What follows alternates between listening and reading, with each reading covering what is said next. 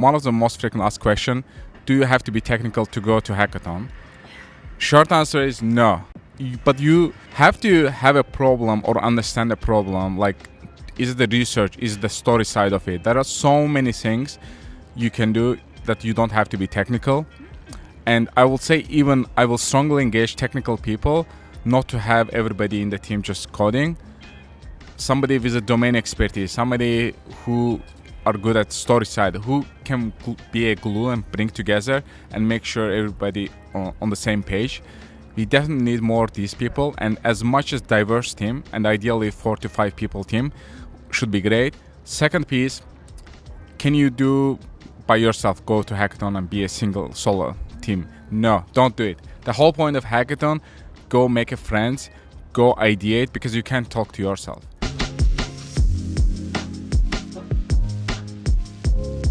Okay, let's get started. Hi, Sako. Thank you so much for being here. How are you? Thanks for having me. Yeah. So I found such a wonderful community builder / hackathon mafia at the defense hackathon in November, right? Yes, correct. We won the first place in USS Hornet Hackathon last year. Amazing. So could you please introduce yourself? What do you do in Silicon Valley? Sounds good. Hey, I'm Sako. I'm a platform engineer at a startup called Gladly. It's a CX platform. CX. Yeah, customer support platform.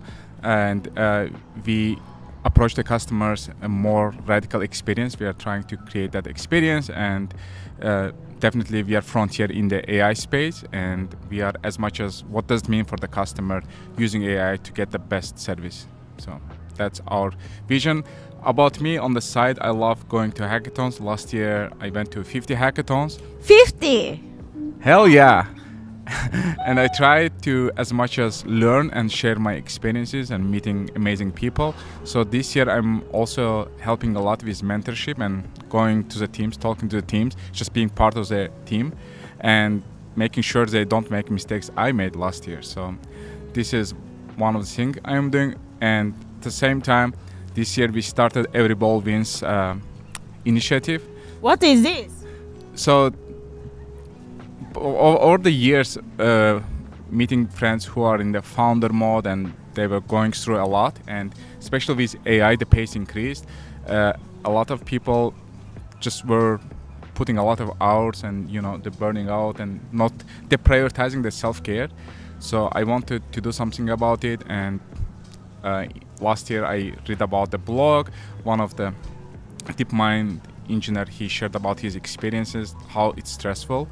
So what we started doing, and we started playing basketball every Saturdays. So we were doing for last 13 weeks, already 14th this week, and you are welcome to join us.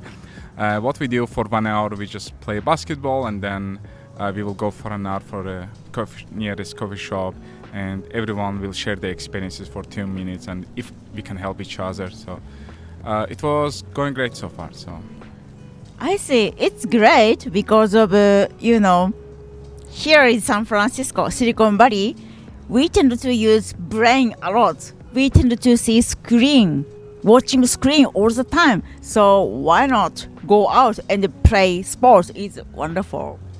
yes, and especially we are done by 10 a.m. If you need to go hackathon, you can still go, but at the same time, you go more fresh and you feel 100%, versus you just wake up and after 5 work week and you go to a hackathon. So the energy definitely make a difference. So it doesn't have to be basketball, whatever it is, find your thing, and definitely with the friends come together, do something. It will make a huge difference. Yeah. So as you mentioned, last year you attended 50 hackathon, 50. So almost all hackathon, they are in the weekend, right? Correct. Mostly my favorite ones are Saturday one-day hackathon, starting around 11, 12 p.m. and finishing up by 10 p.m. So yeah, this is mostly Bay Area, mostly in person. I not much into online hackathons, but I know if you don't have anything in person going around you, definitely it's better than having no hackathons. So maybe many people are asking you already. So when do you have rest? Because of a weekend, you have to you love to join hackathon, and in weekday you do work and attending some events, right?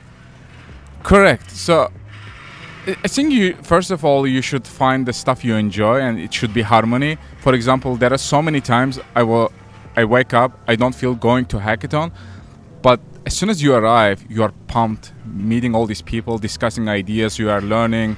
Is it a UAP? Is it security defense hackathon? And by the time I'm back, I'm all in, just feeling so pumped, so energized. So my recommendation would be, if you really enjoy something, don't think too much. Just the key is to start, or waking up at 8 a.m. going to play basketball. Just make it very minimum, whatever preparation. Oh, I'm just gonna go out, take a ball and just go out and do it. So it's but the harmony, and then if you feel relaxed, there are times okay, in the hackathon you don't feel as productive. So you should find, first of all, make sure you're in a good venue and everything, and just go talk to people, enjoy the vibe, and do it after. So taking frequent breaks, I feel like that's must. And whatever it is, just find what works for you whenever you are productive to work on. And obviously having a good sleep before going to hackathon, healthy lifestyle, healthy food and everything will definitely contribute to it. And again, as much as you can smile, I feel like that's one of the you will feel better. Could you please give us some tips or recommendation for beginner people who want to join hackathon, if you have some recommendation? Yeah, for sure. I will share with you more the resources and thoughts, and they can definitely follow my LinkedIn post about hackathons I was going through. Couple things. One of the most frequently asked question: do you have to be technical to go to hackathon? Short answer is no. Definitely no. But you have to have a problem or understand a problem. Is it the research? Is it the story side of it? There are so many things you can do that you don't have to be technical. And I will say, I will strongly engage technical people not to have everybody in the team just coding. Somebody with a domain expertise, somebody who are good at story side, who can be a glue and bring together and make sure everybody on the same page. We definitely need more of these people, and as much as diverse team, and ideally 4 to 5 people team should be great. Second piece, can you do by yourself, go to hackathon and be a single solo team? No, don't do it. The whole point of hackathon, go make a friends, go ideate, because you can't talk to yourself. Go do some ideation on the whiteboard, discuss the idea, and so based on the time you have, decide the steps to, and then revisit and iterate. So for that reason, at least be 2 people team. I have been in the teams 9 people team, 5. It works. There are just different strategies for each size of the team, but ideal size 4-5 people, and mix technical, non-technical people. So this is my 2 strong recommendations, and probably third one would be the last one. Before jumping to the solution, try to understand the problem, spend more time what problem you are solving and whose problem you are solving. And if you need, spend as much time on that, brainstorming, and once you feel you are more clear, go start doing something. Yeah, so these 3 recommendations should help you. This is amazing, Sako. For example, for me, I am not an engineer. I cannot write code, but I'm good at the interview. For example, as a user interview, or I don't know, some documentation for ideas, or helping pitch. Maybe I can help the team. What do you think? Yeah, definitely the story is the big part. If you want to win the hackathon, or in the end of the day, again, it's not about the winning hackathon, it's about having really good experience. Once the hackathon is done, what you are walking away with. Yeah, and this is as much as the learning plus the people you met, the friends you made. So now coming back to your question, you don't have to be technical, and once you are there, your job, okay, what data are we gonna use? Whose problem? Like, what does it mean? Who is our ICP, ideal customer persona, and reading about the experiences, what actual challenges they are having, and what about other people who try to solve it and how they solve, what results they got. So like doing all this research heavy side is definitely one of the most impressive part when you are presenting, that they understand, oh, this person understand the problem, and this is so far they made because it's hackathon. But if somebody don't deeply understand the problem, you are not convinced that this team did a good job. So that's why like somebody has to go do as much as research within the time frame you have. And lastly, if you are non-technical, it's okay before to set up a team and to reach some people so that you won't be challenged on spot, and say and go with your superpower. Hey, I am good at XYZ and I would love to team up with you. So it's like that could also set expectations, right? That Thank you. And I have engineer friend, but they are so kind of not extrovert, so they hesitate to join hackathons. Maybe you know such a people, right? What kind of advice did you give to introvert people or feel scary to join? That's I definitely see a lot of these people. Again, coming back my earlier recommendation, strongly advising not to be solo team members. In that case, there are usually after the main talks early in the hackathon, say, okay, come on, 1 minute, present your idea. If somebody wanna join you, I definitely say go pitch your idea if you have any, or join other people who have idea, and go say, hey, I heard you are gonna work on this problem, I would love to join your team. But be super clear, hey, I'm a front-end engineer, I'm good at JavaScript, or I'm a back-end engineer, I am good at Python, whatever. But 90% of the hackathons are AI plus Python, so definitely look at the most widely adopted or used stack in the hackathons.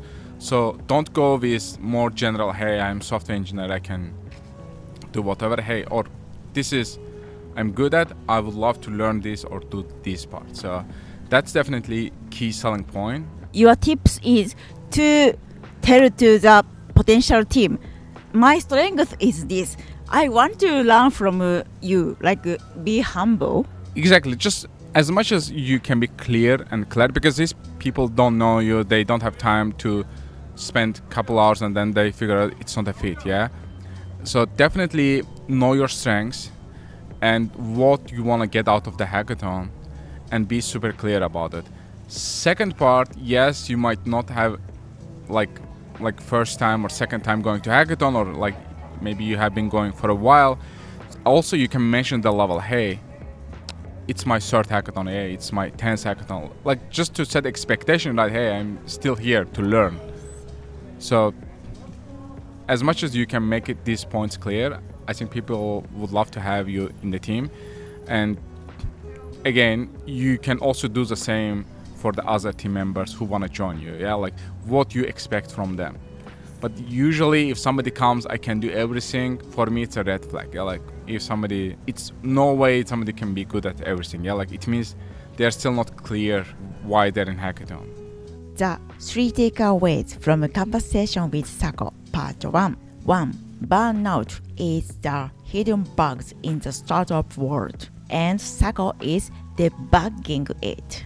Everyone's building the future, but few are taking care of themselves today. After attending 50 hackathons and spending years in the fast-moving startup scene, Sako noticed something dangerous. Even the smartest, most passionate people were burning out.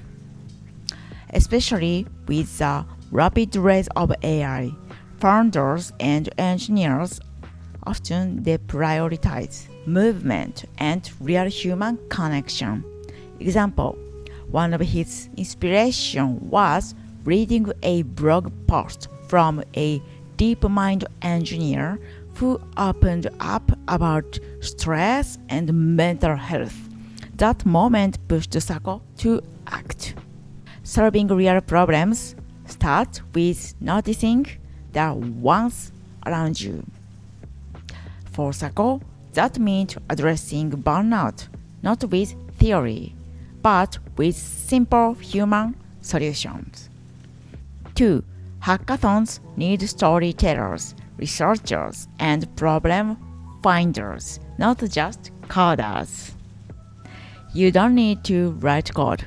You need to understand the problem. Sako says that most successful hackathon teams aren't not ones with only technical skills. They are the ones with a clear understanding of the user's pain and a diverse team to build around that insight.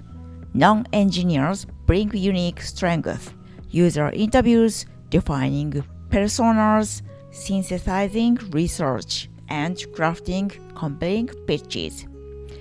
A team with a UX researcher, a storyteller, and a backend engineer often outperforms a team of the 5 coders with no direction.